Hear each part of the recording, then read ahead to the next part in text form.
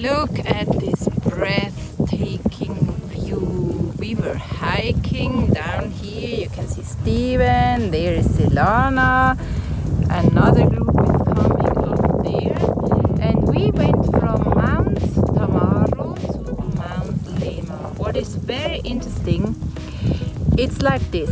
You think the goal is right over there. We reach it in 10 minutes to just find out the way goes down here, down there, up there, and it's at least another half an hour until you reach your goal. And it's so amazing as we are walking closer to the goal, the perspective is changing so much. We had to go all the way down in order to reach the goal, and the perspective changed so much. This is incredible. And I find it such an amazing, encouraging truth when it comes in terms of our lives. We set goal, for example, in the beginning of the year, we dream of things, we take steps and go towards the goal, and all of a sudden we realize it looks so much more different than what we expected it to be. Crazy. And now it's again 15 minutes.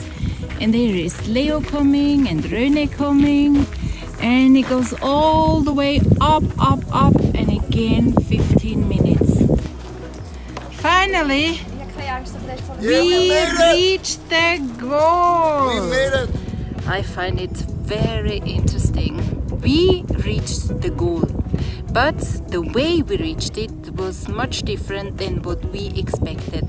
So what I learned today once more, and I physically experienced what it means to have a goal, to be on the way, but that the expectations change over and over again. And what I learned about this is not to be discouraged and distracted if the way does not turn out as it is expected from me to be.